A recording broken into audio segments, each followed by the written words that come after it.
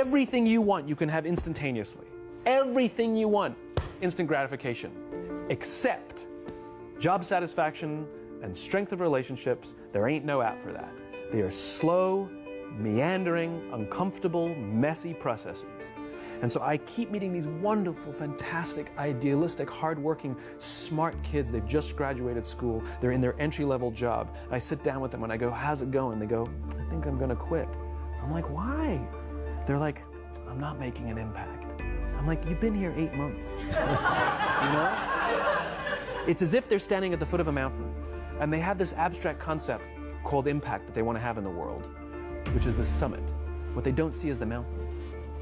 I don't care if you go up the mountain quickly or slowly, but there's still a mountain. And so what this young generation needs to learn is patience. That some things that really, really matter, like love, or job fulfillment, joy, love of life, self-confidence, a skill set, any of these things, all of these things take time. Sometimes you can expedite pieces of it, but the overall journey is arduous and long and difficult. And if you don't ask for help and learn that skill set, you will fall off the mountain.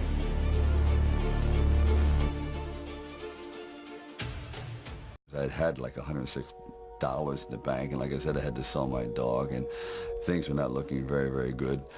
My $40 car had just blown up, so I was taking a bus to work. I had no film history, no real film knowledge. I was just working from, I guess, instinct. And I knew this was like the moment of truth.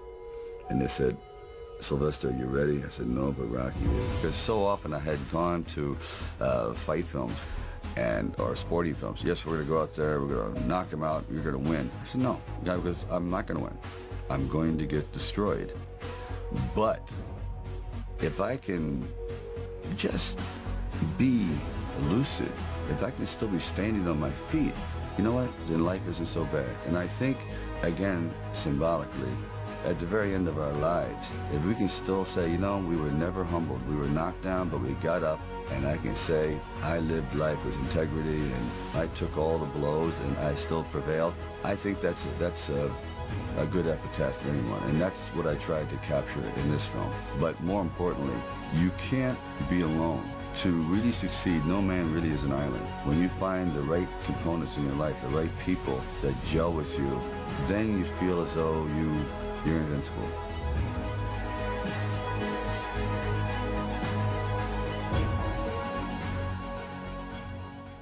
When my brother and I were starting our first company, instead of getting an apartment, we just rented a small office and we slept on the couch. And we showered at the YMCA. And we're so hot up, we had just one computer. So the website was up during the day, and I was coding at night. 7 days a week, all the time. And I mean, if you do simple math, say like, okay, if somebody else is working 50 hours and you're working 100, you'll get twice as much done in the course of a year as the other company. Rather than reasoning by analogy, you boil things down to the most fundamental truths you can imagine, and you reason up from there. And this is a good way to figure out if something really makes sense, or if it's just what everybody else is doing. Now is the time to take risk. I would encourage you to take risks now. Do something bold. You won't regret it. Thank you.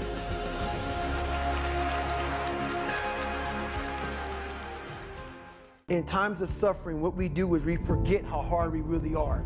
Because that's what suffering is. Suffering is a test. That's all it is. Suffering is the true test of life. The beauty is remembering this young, dumb, what people call nigger, is now where I'm at today.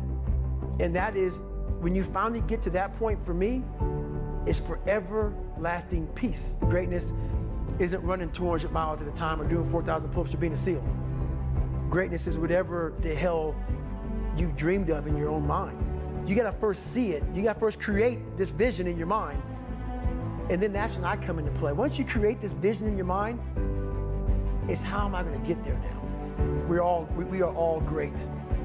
No matter if you think you're dumb, no matter if you think you're fat, no matter if you are fat, no matter if you've been bullied, or no matter if you just got back from Iraq or Afghanistan, and you have no legs or your arms or whatever, man, we all have greatness. It just, you gotta find the courage. You gotta find the courage to put your Bose headphones on and silence the noise out of this world and to find it.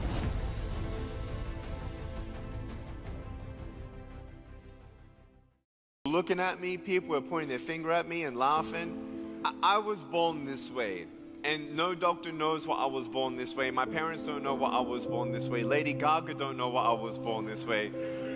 And in my life, you know, seeing everyone with arms and legs, my brother and sister have arms and legs, you know, I never imagined that I'd be happy. But we gotta understand that brokenness is brokenness, but hope is hope. You know, some people say, well, all you need is just to be positive.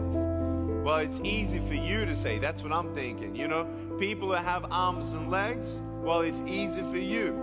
And I just want you to know, though, that there is something. I've come here to prepare a message for you, to let you know that there is hope beyond what you see.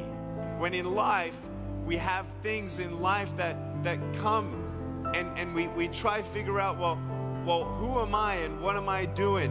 And what's my purpose? Is there any purpose at all to my life in the end? And I stand before you without arms and legs, telling you right now that I am absolutely not disabled. There is something greater than the disabilities around you or the limitations around you. There is hope.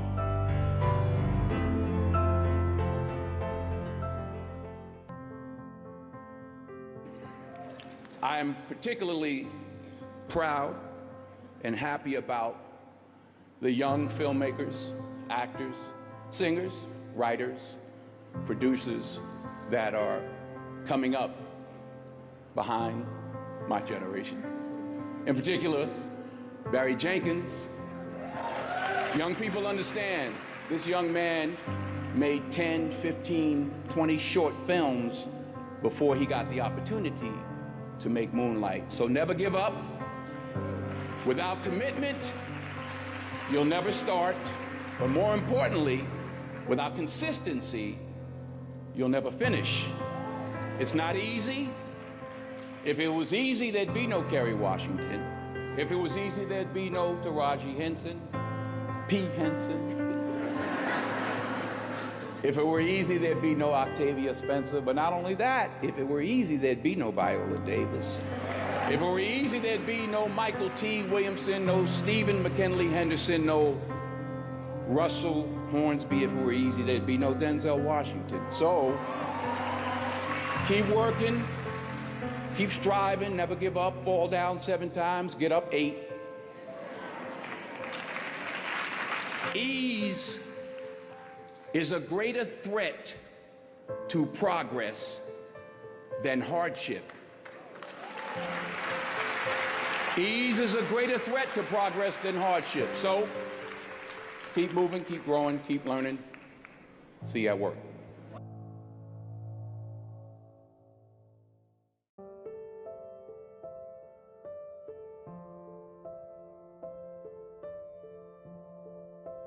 I didn't know who I was. How could I, and how could any of us? Because for the first 25 years of our lives, we are trained to listen to voices that are not our own. Parents and professors fill our heads with wisdom and information, and then employers and mentors take their place and explain how this world really works. And usually these voices of authority make sense, but sometimes doubt starts to creep into our heads and into our hearts, and even when we think that's not quite how I see the world, it's kind of easier just to nod in agreement and go along, and for a while I let that going along define my character, because I was repressing my own point of view, because like in that Nilsson song, everybody was talking at me so I couldn't hear the echoes of my mind. And at first, the internal voice I needed to listen to was hardly audible, and it was hardly noticeable, kind of like me in high school. But then I started paying more attention, and my intuition kicked in. And I want to be clear that your intuition is different from your conscience. They work in tandem, but here's the distinction. Your conscience shouts, here's what you should do, while your intuition whispers, here's what you could do. Listen to that voice that tells you what you could do. Nothing will define your character more than that. You know, we have so many things in our lives to distract. You know, movies and television and iPads and phones and texts and Twitter and Facebook and lots of things that allow us to create relationships that are distant. And sometimes it's really important to just stop and look at the person in front of you and look at the situation in front of you and say to yourself, what would this look like if I was standing outside of this situation and looking at it from a different perspective? Or what if I was in their shoes and that was happening to me? How would that look to me? Maybe that wouldn't look so cool anymore. Maybe if I saw this on film later and someone showed this to me, I would feel embarrassed about having stood in that room and said nothing and done nothing. That's where we have to get. We have to get to a place where people no longer have to ask those questions of regret. You know, I think all of us need to be on guard against arrogance, which knocks at the door whenever you're successful. Have you lived through that? Oh, sure. Oh, sure. Now, by that, correct me if I'm wrong, you had an incredible high with the initial success of Apple. And then other competitors get in and it's sobering. Well, as you may know, I was basically fired from Apple when I was 30, and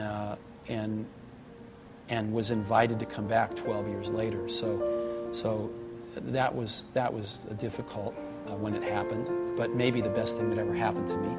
There wouldn't be a Pixar if that hadn't happened. And so, you know, you move on, life goes on, and you learn from it. I thought at that moment, what a circle of life. You know, life is just always mysterious and surprising, and you never know what's around the next corner. If money causes war, then money can also stop war. Yeah. And the greatest cause of war is actually poverty. And so that's why I work to teach people how to take care of themselves, because poverty is spreading throughout the world. It's spreading, you know. And when there's poverty, then there's discontent, and then there's war. I was always flunking out of school because I can't write. My parents, who were I'm fourth generation Japanese American to Hawaii, and the Japanese, you know, believed you had to go to school, get good grades. And so when I said, well, how do I be rich? He said, well, I go to school. And I said, wait a minute. All of my uncles and my aunts and my grandfather and my father and my mother, they all went to school. They're still poor. So I knew there was something missing in school. You see, the difference between a school teacher and an entrepreneur. In school, they punish you for making mistakes. Yeah. Entrepreneurs know you're not going to learn anything unless you make a mistake. So I've made so many mistakes. I mean, last year I made a lot of mistakes. But each mistake I make, I get smarter. It's like standing up and falling down, standing up and falling down. It's like learning a language. You know, you make a lot of mistakes. It's like riding a bicycle. It's like flying a plane. You make a lot of mistakes. And hopefully you live through it.